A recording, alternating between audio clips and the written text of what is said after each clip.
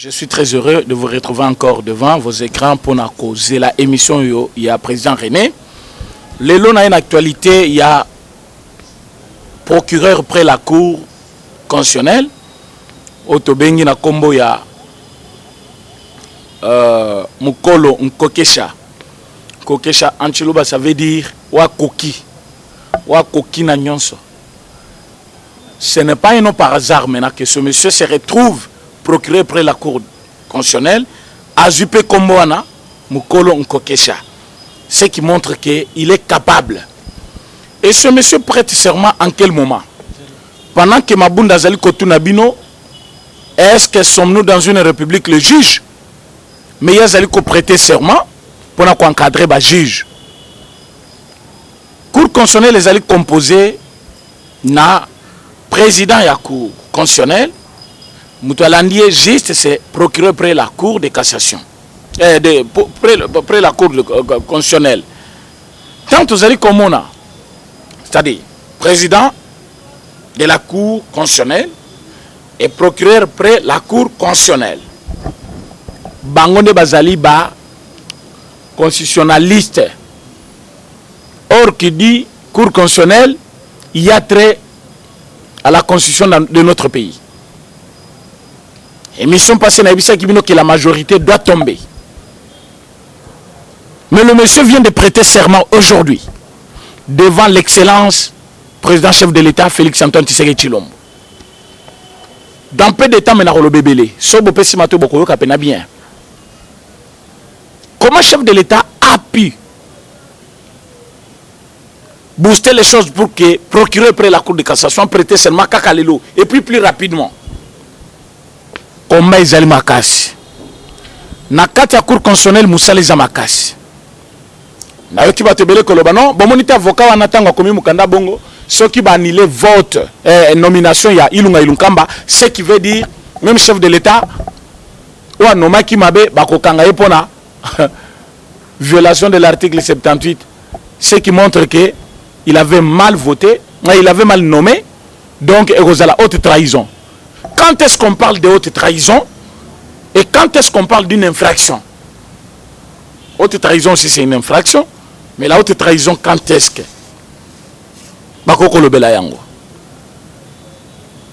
C'est le moment où le chef de l'État viole intentionnellement la Constitution dans l'objectif de nuire à la nation congolaise. Est-ce que constat Oyo, maître avocat en a salle, constat au cour constitutionnel il faut à salle, pour dire que plateforme la Mouka, plateforme électorale au Babengi na Komboya FCC, plateforme cash, et Zali plateforme électorale, Bazali na lien mon côté avec la cour constitutionnelle, ce qui montre que accord entre cash, accord entre FCC et Zali accord privé. Cela c'est une autre trahison. Ce qui non, on a juste considéré du qui entre FCC et CASH comme étant une majorité parlementaire. Mais si la Cour constitutionnelle regarde, selon ma prérogative, à l'obi non, selon pouvoir EPC Melingaï, n'a moniqué du entre CASH et FCC, et Zali du moko soit accord moko personnel, et Zali ko engagé l'État. Parce qu'il s'agit de plateformes électorales, ndenge batumi bali bako sangala balobi, biso to désister politique toti la yo bima candidat. Et Zali ko engager l'État, c'est des plateformes, des individus, bayo kani po ba kende liboso l'État dans l'objectif de gagner. Maintenant, après qu'on gagne na bango, ba moni que c'est bien de travailler ensemble.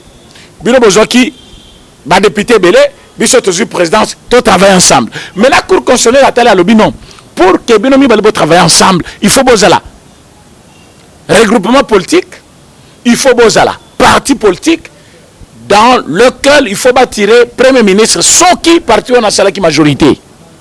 Mais du fait que parti mon côté sali majorité, qu'est-ce qu'il faut faire? Il faut qu'on annule l'ordonnance nommant le premier ministre, le vice-premier ministre, le ministre d'État et le ministre. ça ne va pas entamer la personnalité du chef de l'État. Non, non, non, non, non. Binobozo Sepela, avocat n'entend fundi bon fundi président. Je viens recadrer les choses. Cour constitutionnelle a constaté qu'il y avait eu irrégularité. L'irrégularité, ce n'est pas la haute trahison. Qu'on vous dise comment. Irrégularité, c'est-à-dire quoi? Au lieu de considérer la majorité qu'on a aujourd'hui comme la majorité parlementaire, il fallait la nomination d'un informateur. Et cette nomination, c'est une mission qu'on confie à quelqu'un. Qu'on nommait était comme s'il faut signer ordonnance, confier cette mission à Jean-Marc Kabound, ou à Kendeki na Kingakati, Bayokani na Batuyo, Bazeki na Kingakati Kuna, Balungwe Kuna qui sentent dans le sens que va dégager majorité. Bato FCC, va riposter, Batingami, Balobiso, tous la majorité. Or, aucun parti n'avait fait la majorité. Le chef de l'État, dans son bon vouloir, a lobby que voilà, tout au pouvoir, tout opposition, tous en armée mon côté, tous en loco mon côté. Nous avons gagné la présidence. Mais dis-moi, mon cannabis est sur la pente. Ceux qui t'ont utilisé maillot l'été, bateau va dominer biso. Vous voulez quoi? Majorité, Bapé Sibango. Vous voulez quoi? Oh, Premier ministre, Bapé Sibango. Ministre de la Justice, Bapé Sibango. C'était dans l'objectif. Il y a quoi apaiser les esprits pour que Kimia et Kota, l'État va trancher. L'État, c'est qui? Le juge. Il y a Madame Mabound. La République, le juge existe. Toute la République où on parle de la démocratie, c'est une République de juges. Pourquoi? Parce que c'est la justice qui élève une nation. Et aujourd'hui, le juge va télémi, va lobby que accord nabino, plateforme mi ba l'État Congo té, et tali ba parti politique nabino, na ba coalition nabino. D'où il faut coalition na ekoya. So coalition ekoyi, majorité pe ekoyi, Premier ministre ekoyi, to zongeli nomination d'un informateur. Toza na niveau 1. Mais pendant que tozo zelelo koana, lelo procureur près la cour de cassation, près la cour constitutionnelle, azali ko prêter serment devant le chef de l'État. Oh batuna kinga ba question le président affaibli. Comment azoko kakolobate, azobe la balobi, azali la poison dans zoto boy boy. Vous avez vu le chef de l'État aujourd'hui en forme. Vous allez me dire caméra ou quoi que ce soit. Non, mais le chef de l'État est en forme. En forme, quand je vous dis en forme, ça dit très puissant.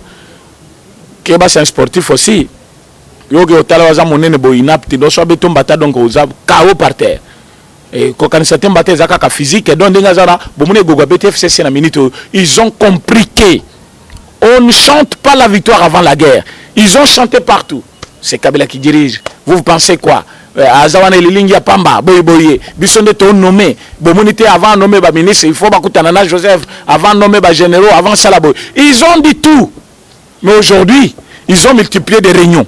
Ba sali réunion butu, ba bengi na batu ya seni, ba ke kota na réunion, ba yebisi batu ya seni il faut omisa document. Ouais, ils allaient attester que le dossier à côté qui pour la candidature n'est pas faux document.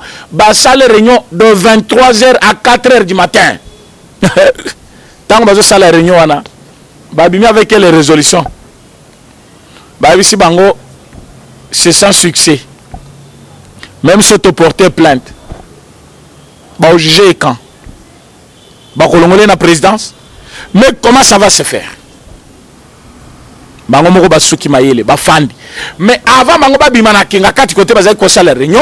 on avait déjà l'information. Et cette information c'était quoi? C'est ni azali ko comploter. Pour le diplôme qu'on a un faux diplôme. Mais aujourd'hui nous venons dire ceci à l'opinion nationale qu'internationale. Ceux qui ont un diplôme na Congo lelo. Congo c'est bonga ko le kabambo kanyon soit Congo. Nous avons connu des éminents professeurs, des excellents Bangotou, conseiller, président de la République, Joseph Kabila. Bangotou, ministre, des éminents professeurs, Bangotou, DG. Boyobi Sanga Société Nimia, l'État, Bino Boyobi Leloza debout, dirigé par un éminent professeur. Boyobi Sanga ministère Nin, où est Salim Moussala, le Congolais, Balobi, non parce qu'on avait un éminent professeur ministre. Tout le monde. Ils ont brillé par le vol et le détournement. Il y a un régime. La même pratique, il y a Moïb, il y a Biloko à l'État. Balobino Tokoyi, Bandenge Tolingi, Moutarosala Biso et Loko Azate. Alors, comme il faut que juge, tu vas d'abord par éliminer bango. Tu peux sa kobanga na kati ya juge. Or ba juge ba telemi balobi bokosi. Juge Raphaël remplacé par juge Pierrot. Très puissant. À lobby audience à mercredi. À collecte sabatu de quoi il est capable. Audience à mercredi. Pour Nanini, il n'a pas besoin de faire quoi que ce soit. Mazan a besoin de dossier comme Anasuka. Et je demande à l'État congolais, monument moko monine telema pour na juge Raphaël. Banane bayebake. Notre père est mort pour la vérité au Congo. Notre père est mort parce qu'il fallait assis sa mafia na Congo. Notre père est mort parce qu'il jugeait quelqu'un qui avait un dossier contre la République. Et le lot à niveau wana. Il faut que juge à zongelier. Il faut protectionner la makasi. Micro kolobela. Il faut être la présidence de la République. Il faut pas contrôler yango. Qui tient à il faut pas contrôler yango. Kobanga so koti déjà na ba juge na ba avocat ba kosambe les républiques. Pourtant ba juge bazali ba juge à République, bazali kosambi sapo na République. Voilà pourquoi je refuse avec dernière énergie proposition de loi Oyo, Madame Bazaïba qui est présentée dans quatre hémicycles. Madame Bazaïba a qui est dans l'hémicycle à lobby. Il faut que juge la République démocratique du Congo base à la voter dans l'Assemblée nationale. Je ne reviens pas sur le sujet d'hier, mais du moins, je voulais recadrer les choses. Il faut que les gens sachent ceci. Juge Bazaka nommé par le président chef de l'État par présentéité. Bazaka élu nommé par le chef de l'État pour la blague. Mais Bazaka nommé par chef de l'État parce que chef de l'État a une couleur politique T. Le chef de l'État, une fois élu, il faut attirer la relation, liaison avec le parti politique. Mais comment aujourd'hui vous allez proposer juge Azala élu dans cette assemblée pendant que l'Assemblée nationale Tozalina, camp politique, soit l'opposition, soit la majorité. Maintenant, ceux qui juge a présenté candidature, va voter par la majorité. Une fois juge a eu dossier Yamutu, la majorité, il va faire ce dossier avec des sentiments. Ceux qui Azalaki élu par opposition, une fois élu juge, il va servir quand on va voter qui est. D'où justice et causalité sous Nandenge na yango ya vérité et causala juste par rapport à cette satisfaction ya camp politique. Or un juge ne doit pas avoir une appartenance politique. Azali juge pour tout le monde. Moi na moké, mokolo, moi sito mobali. Moutounion soit zali congolais. Devant la loi, il faut pas traiter de la même manière. Soit on a raison, on a raison. Soit on a tort, on a tort. Mais ce que juge a commis déjà, élu dans l'Assemblée nationale, comme l'Assemblée nationale, il y a des camps politiques, le juge a causé la juste comme juge à camp politique par rapport à l'appartenance politique naïe. Donc, Madame Bazaï, Bazali, c'est la rare grave. Mais bon, à quel niveau il y a un complot? Quand vous avez proposé projet de loi OYO, ils allaient adopter par quelle majorité? La majorité de FCC. Rappelez-vous qui a proposé la motion de déchéance? Il y a Jean-Marc Kabound, Jean-Jacques Mamba, Azali député Anani, MLC. Regardez aujourd'hui, c'est Madame F. Bazaïb, où Azali propose encore projet de loi. Il faut que les magistrats soient nommés par le président de la République, mais ils sont élus dans l'Assemblée nationale. Pourquoi pouvoir réaliser à chef de l'État? Madame F. Bazaïb Bazali Koluka, et pas chef de l'État, dans l'Assemblée. Ils veulent appauvrir le chef de l'État de toutes ses prérogatives pour que Bango soit temps. Il y a que la République, na ndenge na Bango, ya buzoba, ya busolote, pour que tout Yamabe va profiter. Bayi baba mbongo basala nyoso balingi mutako kanga bango azate pour juge akozala mutu camp politique na bango lelo bakozwa problème moyen basambisa ye ezate. Moi je suis en train de dire ceci à l'opinion nationale qu'internationale. Ceux qui ont déjà adopté loi wana par l'Assemblée nationale, donc le chef de l'État ne sera plus le chef de l'État. D'abord la justice dans notre pays bobo sanayango. Parce que juge ceux qui ont voté dans l'Assemblée nationale, à cause de la juge, il y a camp politique qui a voté, point trait. Or, juge nommé par le chef de l'État, Azali juge de la République.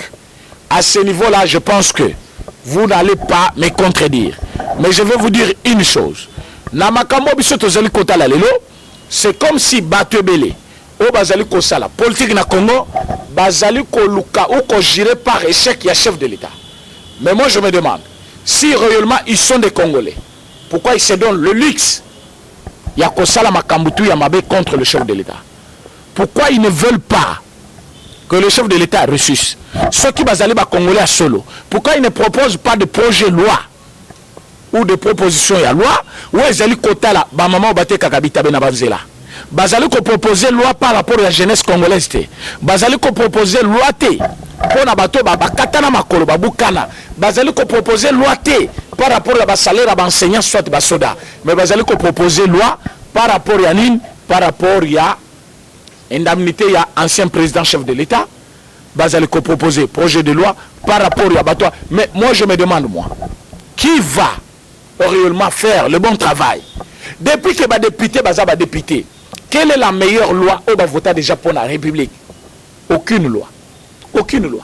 Depuis que Bazali va député, Nine va révolutionner par rapport à régime passé pour dire que voilà, biso na régime na biso to saliboy. Ndenye moko. Est-ce que ba député à l'élona ba député ya Kabila? La différence is wapi? Ba révolutionner Nine. Ba changer loi Nine. Ba aider population na Nine et l'autre côté. Mais kaka ba bazo sale l'autre côté wana, baza na ba salaire au-delà de 12 000 $. Mais bazo la tsana ba document au 4 000 $. 4 000 $, bazo benga bino hôtel les invisibles wana. Pourquoi bino baza na mbongo les invisibles pendant que salaire enseignant yebani, ya soda yebani, ya bino invisible. A kosala les kamandenge congolais nyonso a kosala te. Moi je suis protégé par les immunités. Je répète cette histoire pour toi comprendre pourquoi Mikolo il faut te le bela yango. Avant Moutoza député, il est d'abord un Congolais. Une personne comme Yonangaï, dotée de mêmes avantages et de mêmes droits. Mais Tango Azaliko comme député, à tout à mon abatoté, Aza député, Bakosambi Sayete, il faut une immunité. À qui violer mon abatoté, il faut une immunité. Mais l'article 57 parle de flagrance. Ce qui député Azali pris. Nakatia, flagrant délit, il faut qu'il nous paye par rapport à ce qu'il a fait. Mais dans l'Assemblée Nabiso, Bakangi de Pita Salimbeba, Madame Janine Azokoma Mukanda, justice et Sambi Sayete, nous demandons la cessation de toute poursuite. Mais il a commis la flagrance. L'article 107 est clair. Donc, comme Aza député, il est super congolais. Nous autres, nous sommes restés Congolais Tinate, Bazo Babanyama. Condition du Parlement. On dirait violation ou autre trahison. Alors, tu peux porter plainte.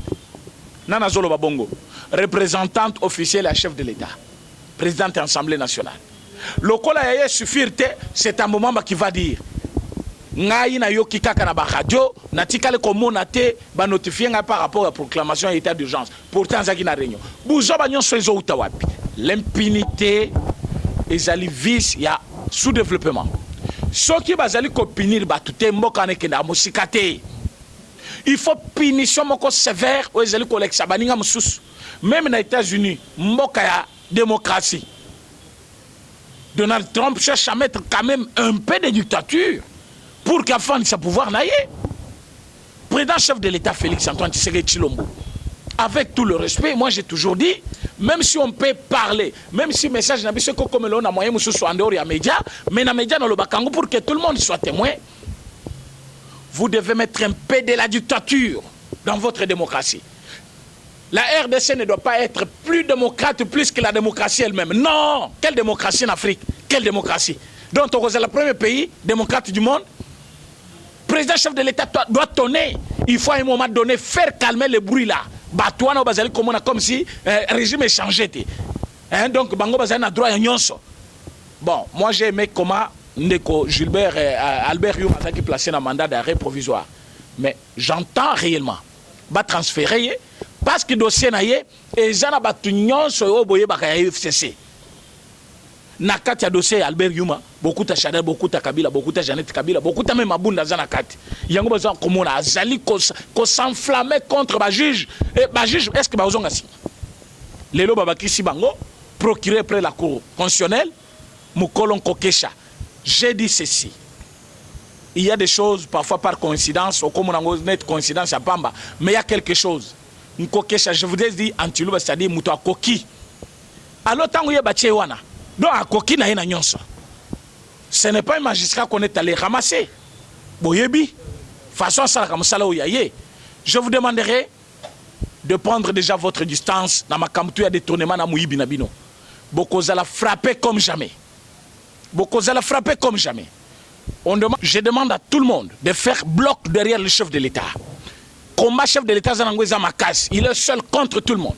Contre MLC, contre la Mouka, contre FCC, contre INC, voire même d'autres bandits, les ennemis. Au bas côté le nom IDPS pour qu'il va partager IDPS et l'IMO. Mais nous avons dit ceci. IDPS c'est un état d'esprit. Tu as vu ça qui vient depuis l'opposition. Bon, avec la mort de Tien Tshisekedi, ce qui veut dire IDP Cécile. Belelo Bomoni IDP Cécilité. Avec la mort de Tien Tshisekedi, l'UDPS a gagné le pouvoir. Maintenant que vous êtes en train de présenter chef de l'État comme étant faible, donc Nyonso Kingaka Tazeli qu'on décidé. Quelqu'un m'a écrit ça aussi pour dire, vous ne voyez pas quand vous dites ça, c'est comme si le chef de l'État est faible. Non! Dans le français Balobaka, dans le silence, tout le monde est intelligent. Il suffit que la personne ouvre sa bouche, tu vas comprendre de quoi il est capable. Quand vous pensez que parce que le président Félix a fandi Kimia, il ne s'est pas riposté, c'est qu'ils endurent là où ils sont. Le président connaît ce qui se passe. Il est un homme fort, mais il ne veut pas seulement traiter avec n'importe qui et parler n'importe quand et n'importe quoi. Non. À Koloba une fois et qu'on fait trembler Congo. Herbayaki Kozonga par rapport à cette émission, mon Lile Sekotaki, je compte vous faire une émission avec beaucoup de clarté par rapport à Yaelo Koyo demain, mercredi. Pourquoi je vais vous parler de cela?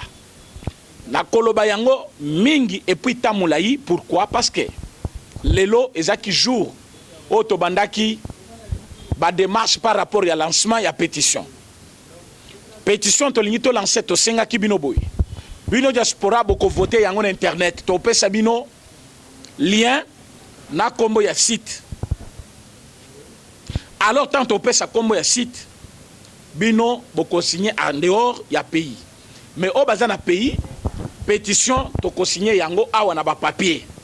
Et ko senga babiki ko senga ba papier na ba province pe bazo signer ba sengi déjà to chaki déjà ba antenne partout. Et qu'on a cargo et kokomawa. Donc nous voulons lancer pétition dans des jours. On est en train d'attendre le moyen pour réunir tout ce qu'il fallait afin de lancer une fois sur internet et puis sur place na Kinshasa, on va signer manuellement. Nous avons attendu le moyen. Oyo batrenaki le pied. Félicitations à Baonion sur déjà batchaki le boko na poche pour que nous ne sommes pas seuls. Vous aimez votre pays comme vous aimez votre pays. Même en dehors du pays, vous pouvez aider le pays, vous pouvez soutenir cette pétition. Pétition Toloba Kiboui.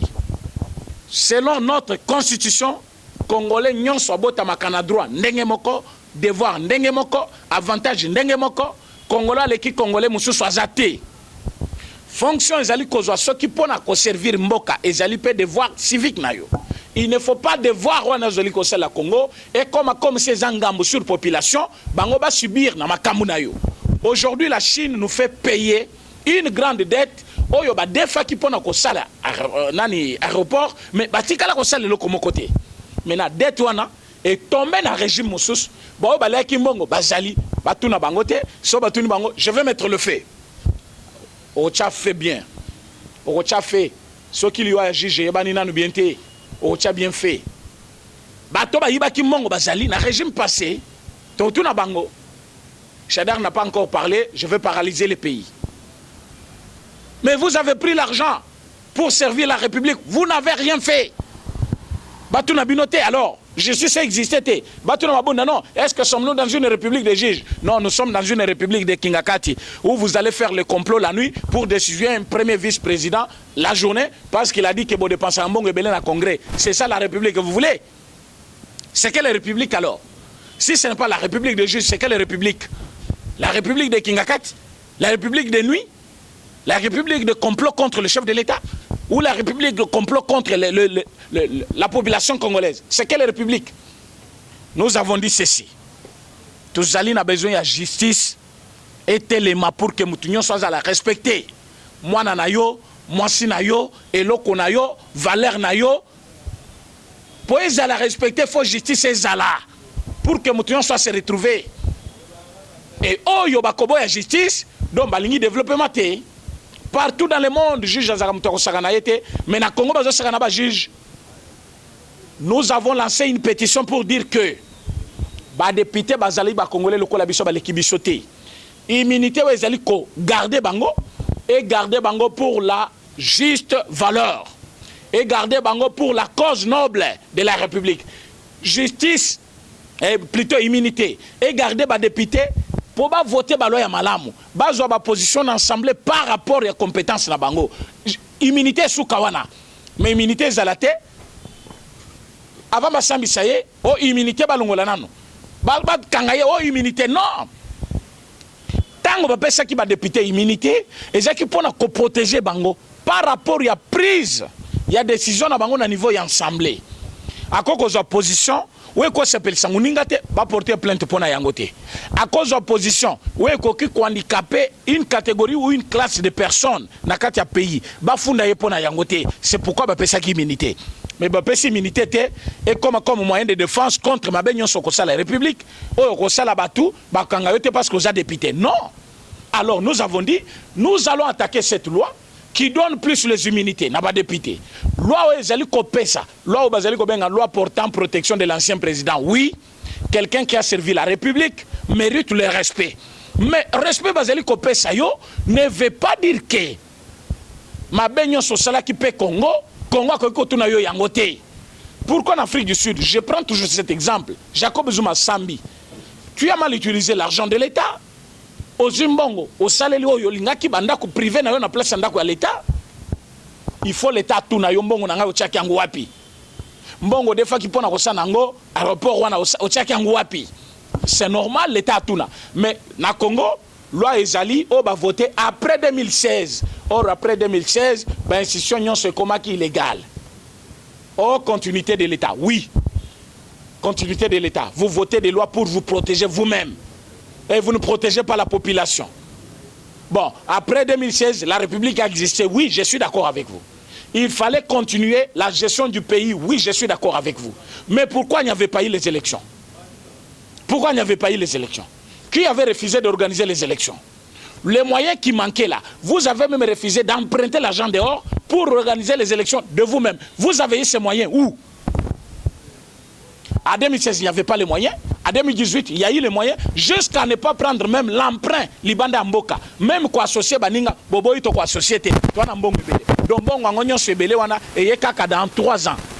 Et pendant 5 ans, Mobimba, Bozoaki Angote, jusqu'à 2016. De 2016 à 2018, s'il faut dire, c'est 2 ans. Wanambong et Kotié Belé Malamoko. Non. Il y avait un complot. Il fallait se protéger d'abord avant de quitter le poste. Naba député, Naba ministre, Naba premier ministre. Allez, ba Congolais, ba nabiso, ba nyama nabiso. Alors, biso to commis protégé par la loi. Loi portant protection de l'ancien président. Avec quel montant? 670 000 $ le mois. Hein? Papa. Oui, bimboko, il faut batuba. Et belé bayo kasoni. Il faut batu belé bayo kasoni. Président ya Sénat en Amérique.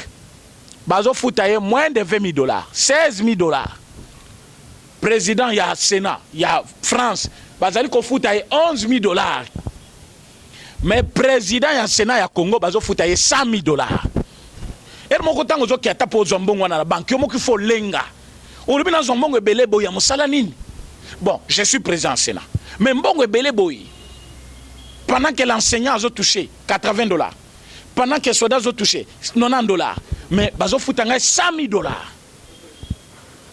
Nous demandons à l'État congolais d'ouvrir l'œil et les bons. Oh, tozo sala comme pétition ezali à Souka pour épuiser plutôt le moyen officiel où l'État est à disposition d'Abisso. Ce qui, après pétition, solution à Malongé Monanité, mais je suis déjà sûr, avec procureur près la cour constitutionnelle, OASIKA, M. Moukolon Kokesha, à côté de cette majorité persistée, pour ça la Congo Mabé. À Kopanza Yango, parce que le Premier ministre va tomber, majorité fait tomber, gouvernement fait tomber. Mais ce qui est tombé bon côté, mais la limite qui est tombé, parce que dans une semaine, on va se déclarer déjà. Ce qui bandimi kokende na procédure légale ou ya cour constitutionnelle té soulèvement populaire moko sale mana Congo na niveau moko ya danger. Pona nini toza biso nyonso ba congolais, nous devons jouir de notre existence et appartenance dans ce pays. D'où vient que bat mosusu va vivre bien. Donc na Congo toza na deux classes. Soit toza plus pauvre, soit toza plus riche. Tu ne vas pas trouver la classe moyenne. Donc, au coup de 100 millions de dollars. Na compte. Mais pendant que Moussoussou a eu la compte, nanda kuna yata $100, bon bakate. Azana $100 nanda kuna été. Mais Moussoussou azana 100 millions de dollars na compte à Bombi. Azok que ne kofuta hôtel par jour $1000. $700, $900 par jour. Mais Congolais Moussoussou azoluka 5000 ya kolia nanda kuna bana. Mais pendant ce temps, nous avons tout ce qu'il faut pour donner au monde et avoir les moyens pour distribuer à tous ces gens. Mais la mauvaise politique utilisée par les dirigeants ne permet pas le pays d'avancer. Nous produisons quoi? Tous sommes jus et pas bengien. Jus, tous sommes pas bengien. Mais biso, tamola kanzela zelati avant comme matadi. Au monde a yomoko, banzete boni à orange et zanazela. Mais tous sont babaji, il y a orange et pas il y a chinois et pas indien. Comment bisoma kotokobi ma premier producteur il y a jus. Pour tous en orange et belé. Ba forêt na biso za mafuta mbila ya ndenge na ndenge. Mais tous sont ba oui les autres talibanda to ebite samina nini. To ebite za bambo manini. Nous sommes là avec une population lelo ba komi kolia masango kalanga na biki batu bazai kolia masango bazai ka baluba. Lelo na Kinshasa nda kunanda ko balia masango. Mais tozali kokende kozwa masango na Zambie. Comment ça? Comment ça? Biso comme tozoli ya masango mingi, il fallait toza premier producteur mondial, même nani continental. Ya masango. Mais tozo soma masango na Zambie.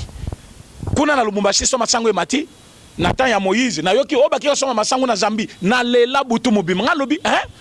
Lubumbashi, masango esili, toke ko defa na Zambie, ba pesa biso masango. Mais c'est quel pays comme Zambie? Et qui va nous fournir Congo, Massango, et le Kwakolia, c'est difficile. Mais jusqu'alors, Bayele Bino à Bukangalozo, projet à Lukuta, Matata Pogno devrait être en prison. En prison. Boyebi combien mon Kenakuna? 67 millions de dollars. Papa, 67 millions de dollars. Lelo Bukangalozo. Et Tikala ko servir même pas 1% de la population congolaise. Même population quinoise. Masango basali nango na Bukangalozo, bakena nango d'abord na Afrique du Sud, babandi kotinda bino quelques sacs de farine. Mais c'est quoi ça?